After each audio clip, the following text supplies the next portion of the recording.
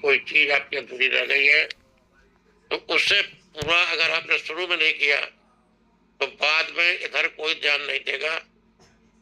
अब मैं कल इस पर आऊंगा कि कैसे एक टाइम टेबल सजाया जाए, किस चीज को कितना महत्व दिया जाए, किसको शुरू में महत्व दिया जाए, किसको बीच में दिया जाए, किसको अंत में दिया जाए, किसको शुरू से अंत तक रखा जाए, इस पर कल हमारा ध्यान केंद्रित होगा। धन्यवाद। जय जी जी, बहुत बहुत धन्यवाद गुरु जी। अन्य साथी हमारे बीच में है, अमर सिंह हैं। अमर सिंह, कुछ प्रश्न हो तो आप पूछ सकते हैं। अमर सिंह जी, अमर माइक अनम्यूट कीजिए। जी, गुरु जी को सादर प्रणाम भैया। सभी साथियों को सादर प्रणाम। प्रणाम प्रणाम।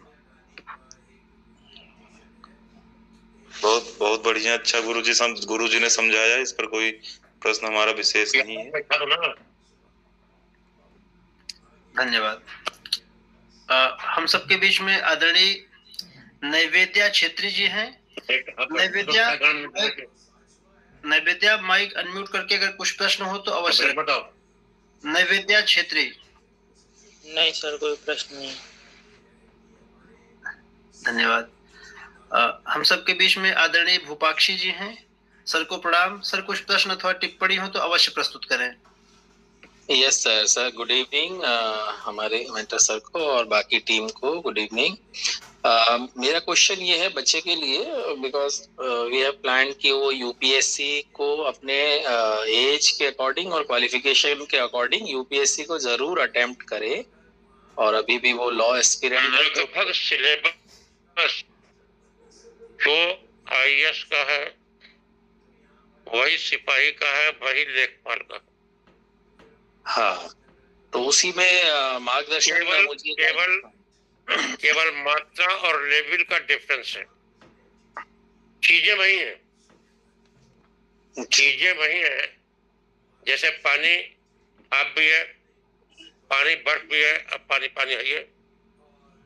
उसी तरह से जो कोई भी नौकरी के लिए छोटी बड़ी मझोली कोई भी परीक्षा ली जाती है, उसमें जो इतिहास का क्वेश्चन होगा, जो ज्योग्राफी का क्वेश्चन होगा, केवल उसका वैरायटी बदल सकती है, ओरिएंटेशन बदल सकता है, रूप बदल सकता है, लेकिन वो कहां से आएगा? वहां पर मोहम्मद गोरी की जगह वहां पर विक्रमादित्य तो आने जाएंगे, वहां पर लॉर्ड क्लाइव की जगह चंद्रगुप्त मौर्य तो आएंगे नहीं। जो जहां पर है वहां पर वहीं तो रहेगा। चाहे यह दरोगा की परीक्षा हो, चाहे नायब तहसीलदार की हो, चाहे सिपाही की हो, चाहे लेखपाल की हो, चाहे आईएएस की हो, आईपीएस की हो, परीक्षा परीक्षा होती है। कहीं भी एक ही सिलेबस, एक ही चीज हर जगह रहेगी, खाली उसका रूप बदल जाता है। कहीं वह अलग रूप में आ जाती है, कहीं वह भारी रूप में आ जाती है, उसका स्वरूप बदलता है। इसको जब इसको व्याख्या में क्लियर किया जाएगा कि हर परीक्षा के लिए अलग अलग नहीं होता है, एक ही परीक्षा होती है, वही हर जगह जिसको जितना समय मिले।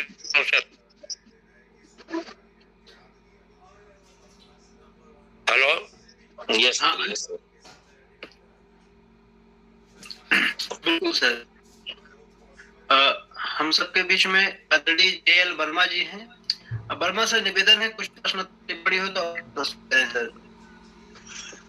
हेलो, हाँ सर, आज आ रहे? हेलो, हाँ, हमारा सबसे पहले जो है गुरु को और सभी साथियों को नमस्कार। हमारे पास टिप्पणी तो कोई नहीं है। गुरु जी जिस तरह समझाते हैं, बहुत समझाने बहुत अच्छा जो है तरीका गुरु जी समझाते हैं, जिसे सब कुछ समझ में भली प्रकार से आ जाता है। बहुत बहुत धन्यवाद गुरु जी को हम लोगों को ऐसा ज्ञान बांटने के लिए। हम लोग धन्यवाद रहेंगे आपके वाणी के लिए, सुनने के लिए। यही मेरी आपसे कामना है। गुरु जी प्रणाम। बहुत बहुत धन्यवाद, प्रणाम। हम सबके बीच में अवधेश भिंगा जी हैं। अवधेश सर कुछ प्रश्न अथवा टिप्पणी प्रस्तुत करना चाहेंगे सर? वैसे तो अच्छा है, बताया कि मतलब पत्नी बुद्धियां और नहीं हो, उस क्रम में हम से मतलब थोड़ा जानना क्या चाहेंगे ये भी रखा है कि रिपोर्टिंग से कार्रवाई लेखन बेहतर किया जाए, क्योंकि हमारा जो है ये इनको करना पड़ता है।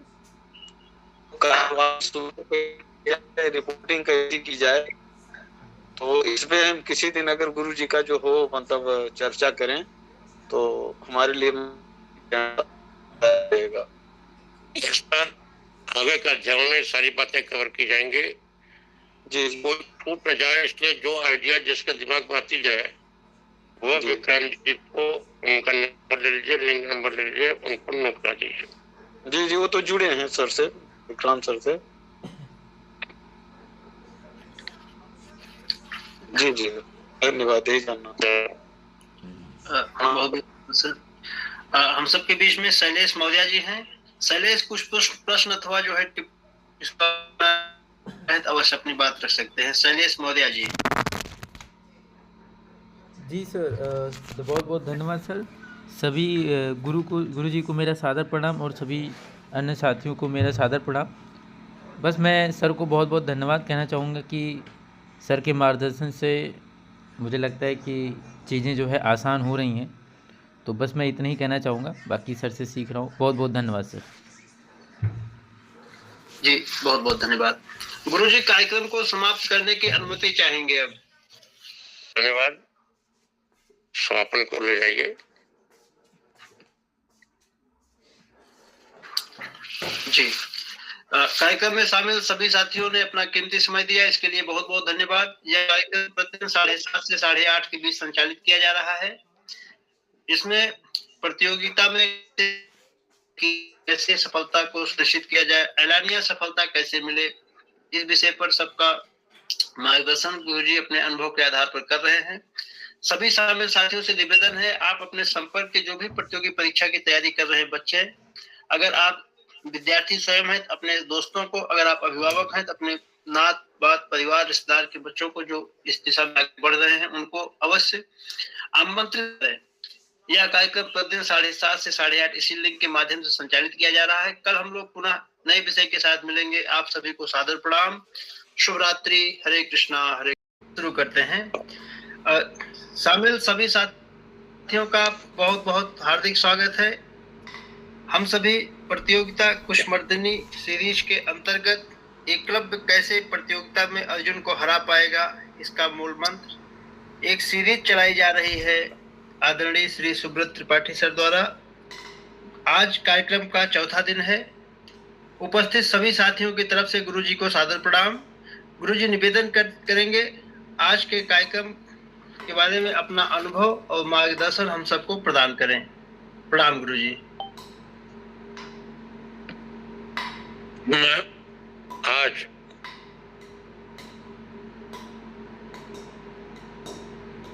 पुनः इस बात पर आ रहा हूं कि एक बहुत चर्चित विषय है, आज तक, today, present day, current affairs, जो भी नाम जिसको अलग अलग लोग अलग अलग नाम से जानते हैं। यह है कितना व्यापक विषय है कि शायद ही 10% लोगों के कॉन्सेप्ट इसके बारे में किसी ने क्लियर किया हो। जैसे कि आज मैं एक प्रेजेंट के एक टॉपिक उदाहरण देता हूँ, कभी की फिर किसी टॉपिक उदाहरण दूंगा कि यही मैं कहता हूँ कि अधिक मेहनत की जगह यह आवश्यक है कि ग्रंथियों को तोड़ दिया जाए, जो कॉन्सेप्ट क्लियर नहीं है वे क्लियर कर दिए जाए। जैसे पाकिस्तान और तालिबान के जंग को ले लीजिए,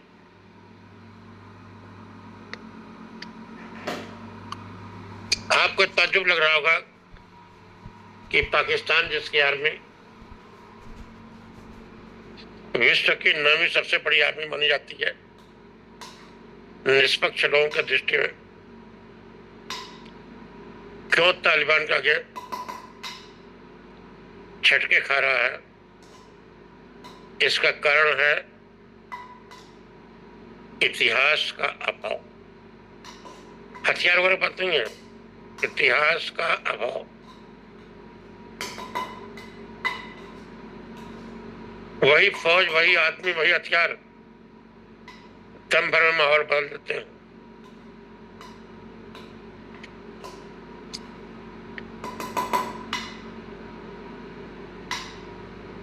अचानक पाकिस्तान के रक्षा मंत्री के मुंह से निकल गया,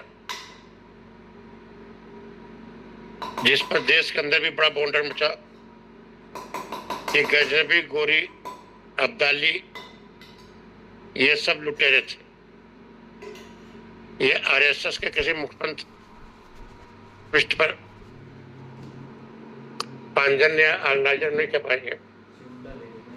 ये इंटरव्यू निकल गया पाकिस्तान के रक्षा मंत्री के मुंह से, तो भाई सारी मिसाइलों के नाम गजनबी, गोरी, तुगलक क्यों रखे गए? गजनबी, गौरी, अब्दाली क्यों रखे गए? अगर वे देश के गौरव के प्रतीक नहीं थे, इनमें से एक भी पाकिस्तान की टेरिटरी का नहीं था, सभी अफगानिस्तान के एरिया में आने वाले क्षेत्रों के थे। पाकिस्तान का इतिहास क्या है? पाकिस्तान का इतिहास क्या है? अगर वे गजनबी को, गोरी को, अब अहमद शाह अब्दाली को अपना हीरो मानेंगे तो उन्होंने तो पाकिस्तान को कचला है। एक तत्काल वीरता का संचार इतिहास करता है, इतिहास राजनीति की प्रयोगशाला।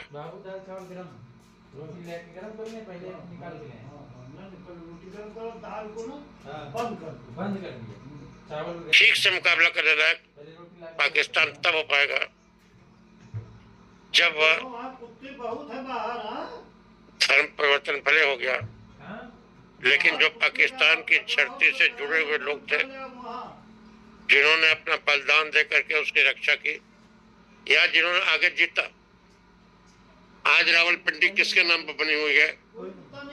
बप्पा रावल के नाम पर बनी है, जो राणा प्रताप के पूर्वज थे। ये हमारे देश की भी विचित्रता है कि राणा प्रताप जी को पूर्ण प्रणाम करते हुए मैं उनके अपमान के भाव से नहीं कर रहा हूँ, लेकिन मैं नहीं कह रहा उनको समाज में या ऐतिहासिक ग्रंथों में महत्वपूर्ण स्थान नहीं मिलना चाहिए।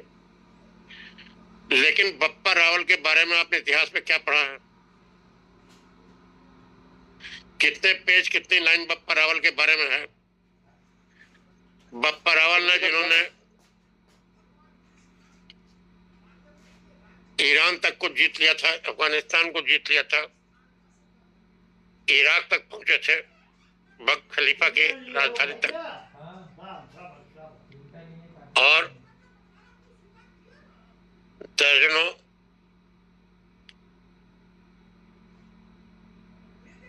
ऐसे राजस्थान से निकल करके दर्जनों ऐसे राज्यों को जीते जो कि उस समय अफगानों या मुगलों के या पख्तूनों के या ईरान और इराक के कब्जे में थे, और वहां पर उन्होंने अपनी शादियां की उन बादशाहों के यहाँ।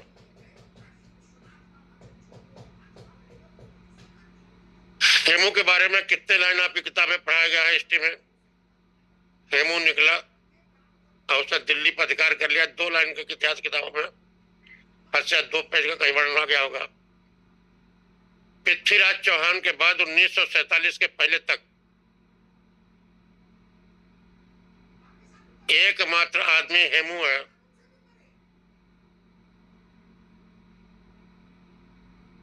जिसने दिल्ली के लाल किले पर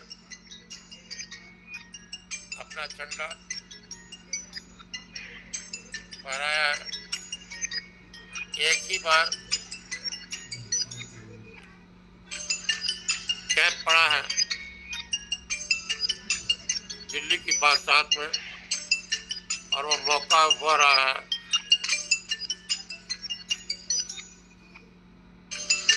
और मौका होता है जबकि हेमू भाई बोल दो टीवी करके मारा है और मौका हो रहा है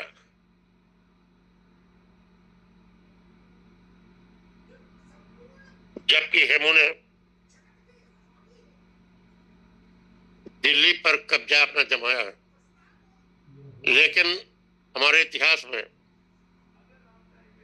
क्या हेमू को वह स्थान मिला? मैं किसी अन्य राष्ट्रीय हीरो को जो स्थान मिला उसकी तुलना करके हेमू और बप्पा रावल का क्या वह व्यापक प्रदर्शन हुआ जो कि होना चाहिए था? भाई बोल दो, टीवी कार्यक्रम आ रहा है, कौन नहीं बोल पा रहे हो? तिवारी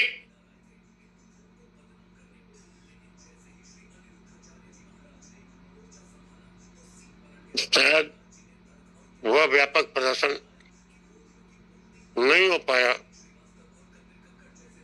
और संभवतः यही कारण है कि हम बार बार यह कहते रहे कि पाकिस्तान हम पर आक्रमण कर रहा है या आक्रमण करने की सोच रहा है। आज वही आइडेंटिटी की क्राइसिस से कहते हैं। पाकिस्तान से सामने आई है, अगर पाकिस्तान के हीरो पाकिस्तान की धरती पर जन्मे हुए हरि सिंह नालवा होते, जिनके आगे नालवा का नाम ले लेकर के अफगानों की औरतें अफगानिस्तान में अपने बच्चों को डर दिखा के सुलाया करती थी, नालवा आया नालवा आया। लेकिन नहीं, एक कृत्रिम इतिहास को आरोपित करने का वही परिणाम होता है जो पाकिस्तान और तालिबान की लड़ाई में आप देख रहे हैं। जब पाकिस्तान खुद अपना हीरो बनेगा,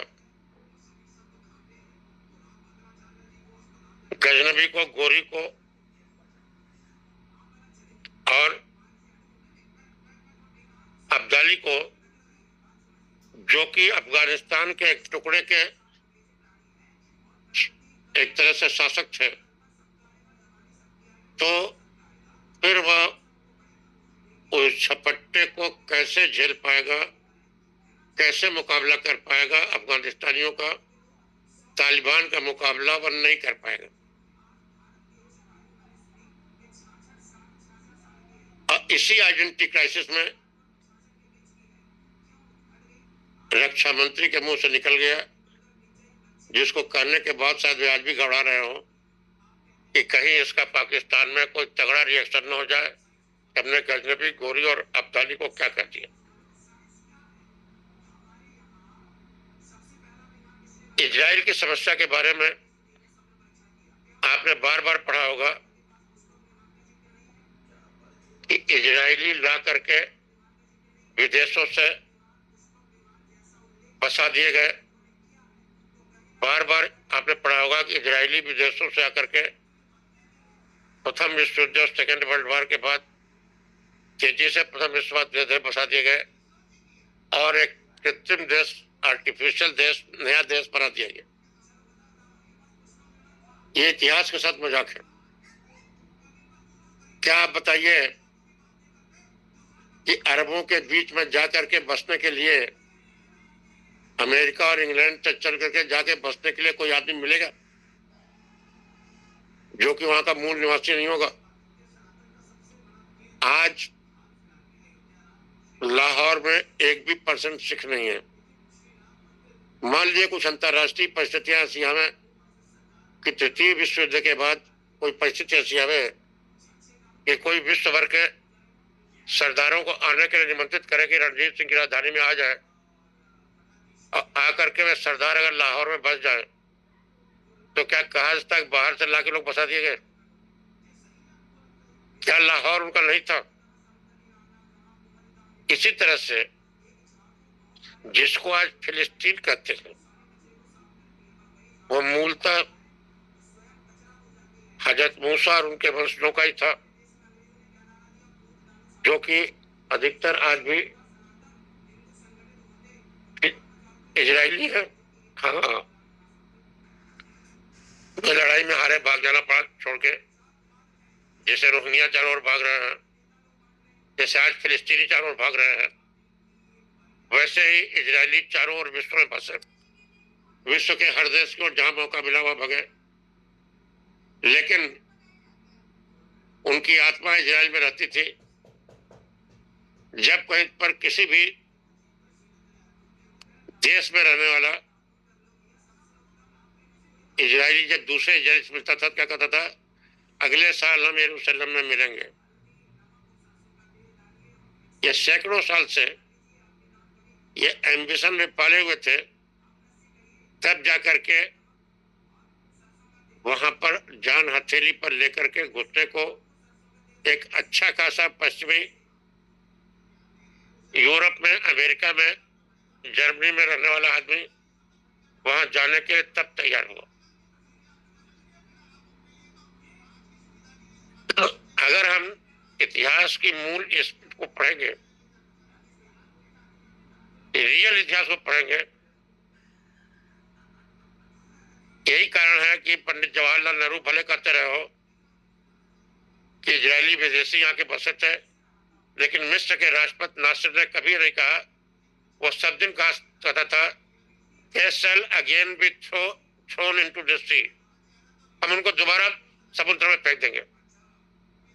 इसके मतलब है कभी उसने समुद्र में, नासिर साहब या उनके पूर्वजों ने उनको समुद्र में फेंका था।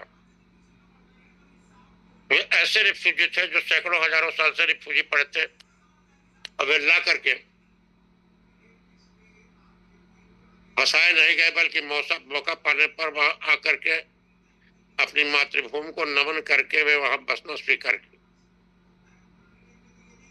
जब हम इतिहास के सही परिप्रेक्ष्य में निष्पक्ष भाव से इतिहास को पढ़ेंगे तभी उन समस्याओं को समझ सकेंगे। अगर आज इस स्लाइड में देखिए तो ठीक है, आपको ये नहीं लगेगा कि इजरायली वहां पर बसाए गए हैं, तब आपको नहीं लगेगा कि पाकिस्तान को तालिबान इतनी कम ताकत के बावजूद क्यों मार दे रहा है। अफगानिस्तान वह इलाका है जिसने पूरा महाभारत करा करके पूरे हस्तिनापुर को कभी नष्ट किया था। शकुनी का नाम आप महाभारत में देखे होंगे। उसके पिता बृहदबल ही हस्तिनापुर के अफगानिस्तान के, उस समय के अफगानिस्तान के, जिसे गांधार कहा था, उसके राजा थे। गांधारी जिसकी आंखों पर आपने पट्टी देखी होगी, वह गांधार की राजकुमारी थी। और ये लोग अनंत काल से भीषण युद्ध को करते आए हैं।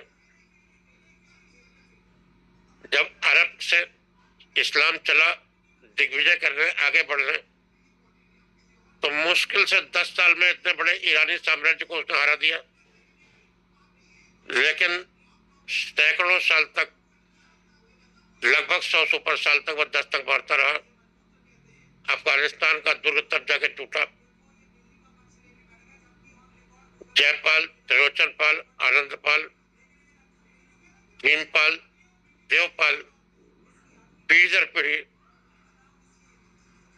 अरबों से लड़ते रहे और छठी या सातवीं पीढ़ी में जाकर के वहां पर इस्लामी शासन स्थापित हो पाया। अंग्रेज उसे नहीं जीत पाए। केवल अफगानिस्तान का वह हिस्सा जिसके पख्तूनिस्तान कहते हैं, जो पाकिस्तान का हिस्सा है। समस्या एक्चुअली क्या है? समस्या यह है कि रणजीत सिंह जी के राज्य में हरी सिंह नालवा जनरल ने अफगानिस्तान के कुछ हिस्से को जीत लिया था। जब सिखों के राज्य को अंग्रेजों ने विलय किया तो अफगानिस्तान का उतना हिस्सा अंग्रेजी राज्य में रह गया और विलय के बाद वहां डूरंड लाइन, एक कृत्रिम लाइन खींच दी गई, जिसके आधार पर एक बफर स्टेट के रूप में उधर ताजिकिस्तान तक, जिसे आप रूसी साम्राज्य कहते हैं, अभी हाल तक रहा है। गोरबाचोव के टाइम में टूटा है। और इधर अंग्रेजी राज्य भारतवर्ष का बीच में एक बफर स्टेट के रूप में, एक स्वतंत्र राष्ट्र के रूप में फिलिस्तीन था। लोग कहते हैं कि उसे अफगानिस्तान नहीं हरा पाया, अमेरिका नहीं हरा पाया। इसका कारण यह था कि वे अफगानी तरीके से अफगानिस्तान से नहीं लड़ सकते थे। अफगानी तरीके से अफगानिस्तान से नहीं लड़ सकते थे और अगर एक बार ठान ले तो पाकिस्तान चाहे तो उस तरीके से लड़ सकता है या लड़ने की कोशिश कर सकता है।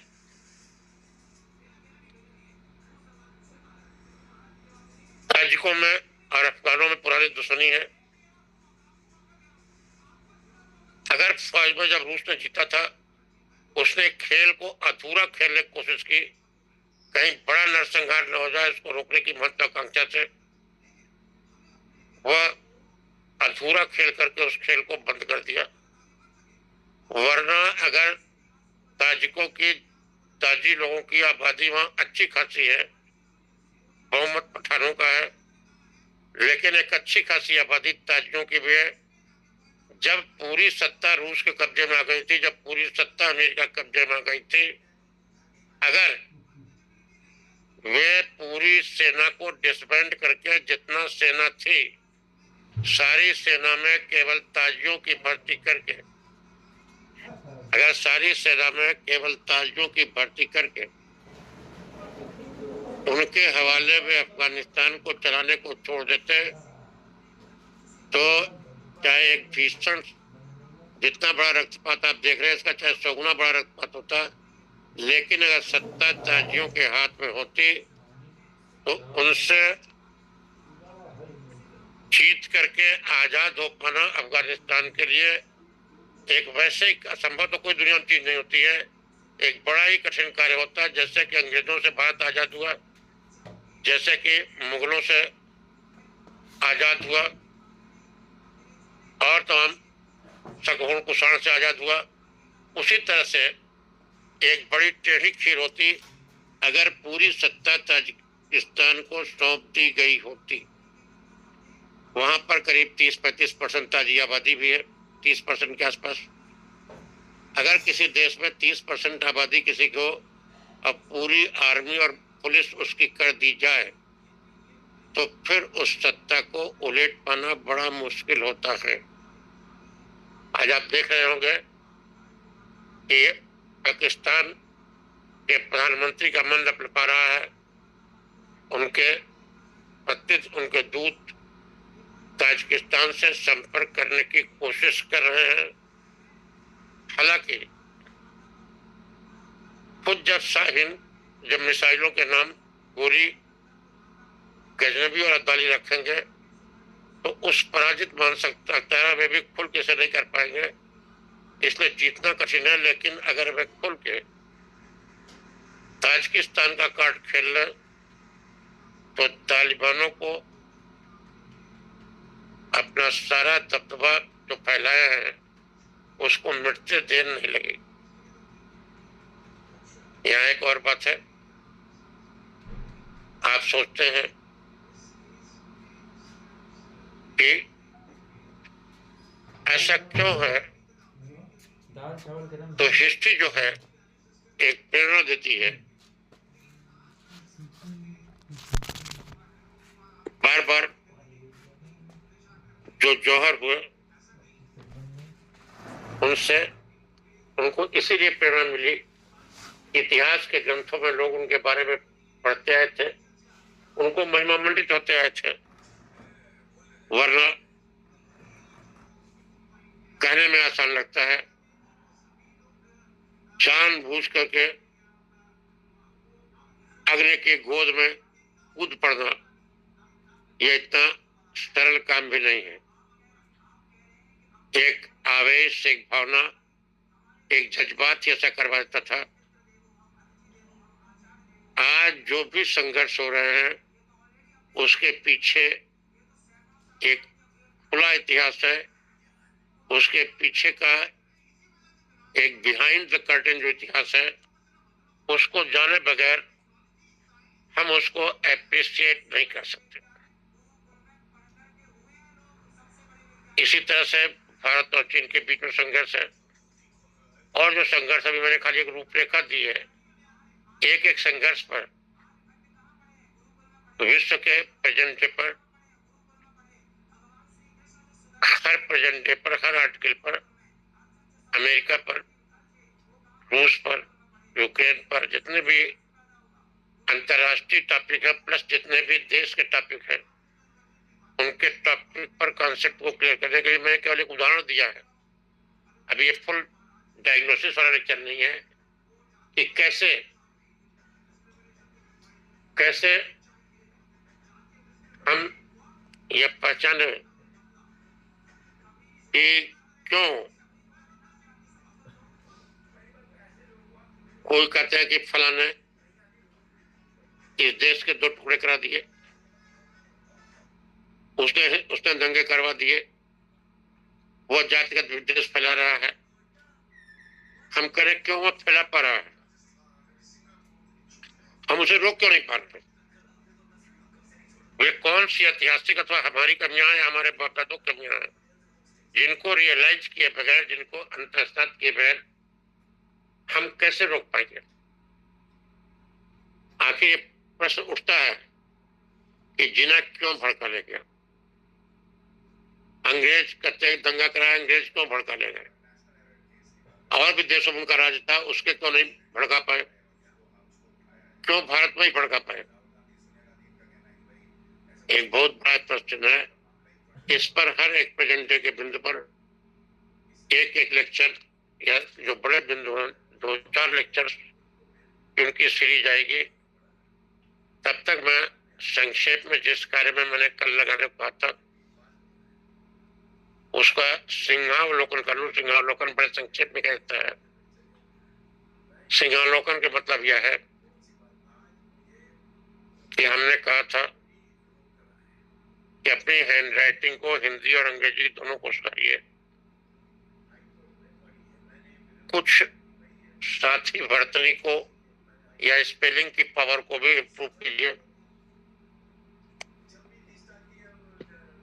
जब भी आपका हो जाए और तो उसको बंद न कीजिए, इसको अत्यंत संक्षेप में चाहते हैं 4-5 मिनट। इसके बाद मैं आता हूं कि टेंस के ज्ञान पर, इस पर विस्तृत लेक्चर आगे होगा। 12 + 8 passive, 12 active, 20 model sentences English literature में होते हैं। इन 20 के स्ट्रक्चर को जिसने आत्मसात नहीं किया है वह कितना भी पढ़ ले, वह कमांड के साथ ये नहीं कर सकता कि उसने जो कुछ लिखा है वह सही है। ये कर सकता है इसे सही होना चाहिए, वो उम्मीद कर सकता है। ग्रामर की, व्याकरण की इंपॉर्टेंस यह है कि बिना ग्रामर के ज्ञान के, और आजकल जो हम देख रहे हैं कि नई पढ़ाई के नमूने स्पेशली कॉन्वेंट स्कूल चलने में देखता हूँ ग्रामर नहीं पढ़ाया जा रहा है, लेकिन वहां ग्रामर को उसकी ड्यू इम्पोर्टेंस नहीं मिल रही। भाषा में प्रवाह तो आएगा, लेकिन भाषा केवल भक्ति हुई एक कोलेक्टिव लैंग्वेज रह जाएगी। एक अमेरिकन इंग्लिश और कोई इंग्लिश वो बन के रह जाएगी। किंग्स इंग्लिश और क्वींस इंग्लिश जो होती है ब्रिटेन की बनाए रखने के लिए, अंग्रेजी को शुद्ध रूप में रखने के लिए या हिंदी को शुद्ध रूप में रखने के लिए, कि जिस रूप में भारत में पढ़ाई जाती है उस रूप में पढ़ाई जाए, संस्कृत को शुद्ध रूप में रखने के लिए अगर हम उसे गलत सही ग्रामर के रिश्ते, ग्रामर के पॉइंट को इग्नोर कर दें तो हर आदमी धारा प्रवाह, निरक्षर पुरुष और नर नारी गांव में गपशप करते हैं, गाली गलौज करते हैं, तू मैं करते हैं, लड़ाई लड़ते हैं, लेकिन ये उनका भाषा पर कमांड नहीं कर सकता है। ये भाषा का उनका एक सतत स्वाभाविक नैसर्गिक प्रवाह कहा जा सकता है। जब पढ़े लिखे लोग किसी भाषा को पढ़ते हैं, चाहे अपने देश की भाषा हो चाहे विदेश की भाषा हो, तो परंपरा यह अपेक्षा करती है कि आप ग्रामर का प्रमाणित ज्ञान आपके पास हो। हम 20 लेक्चर्स में 20 लेक्चर्स में एक का वर्णन करेंगे। अगर आपने ये 20 सेंटेंसेस पर अभ्यास बना लिया 20 वैरायटी पर, तो आप कभी भी गलत इंग्लिश लिख ही नहीं सकते। आपकी कलम से अंग्रेजी गलत निकल नहीं सकती है। कोई लाल स्याही लेकर एग्जामिनर आपके सेंटेंस को गलत करके काट नहीं पाएगा। इसके बाद इन चीजों पर हम आ रहे हैं। हम अपने सभी साथियों से और उनके टच में जो बच्चे हैं उनसे अनुरोध करेंगे कि वे जिन टॉपिक्स पर मार्गदर्शन चाह रहे हैं उनको एजेंडे में विक्रांत जी को नोट कराते जाए, उन पर संदेश भी भेज दे और फोन से बता भी दे ताकि उस संदेश को देख लें, कोई लापरवाही न हो जाए। हर एक डिमांड पर एक लेक्चर रखने की कोशिश की जाएगी और इस श्रृंखला को दिखाया जाएगा। धन्यवाद।